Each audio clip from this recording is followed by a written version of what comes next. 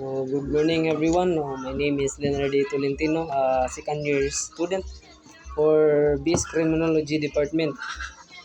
So, first question is, imagine a scenario in which an image of something who is the object of religious devotion, such as Jesus Christ or Mary, the mother of Jesus, is placed side by side with a phallic image.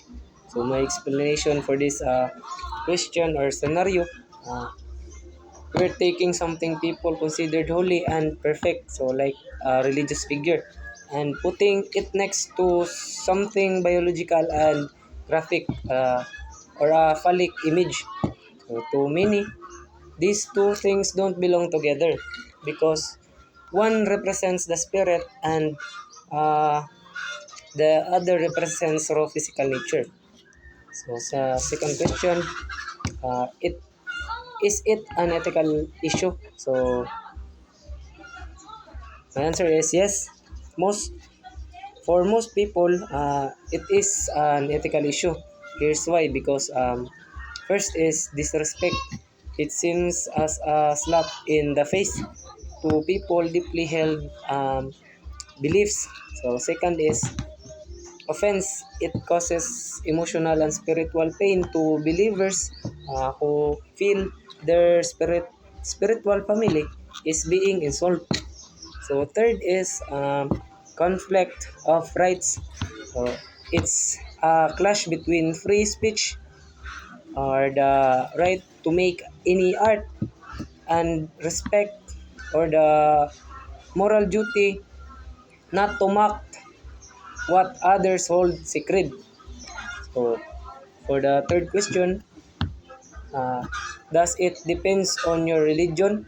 So my answer is yes, uh, because if we are religious, we likely see is as blasphemy, or a sin or a grave insult to God.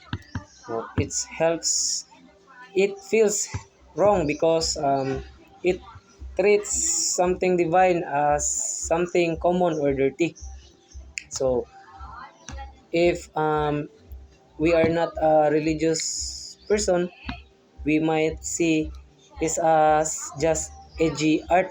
So or a way to challenge society.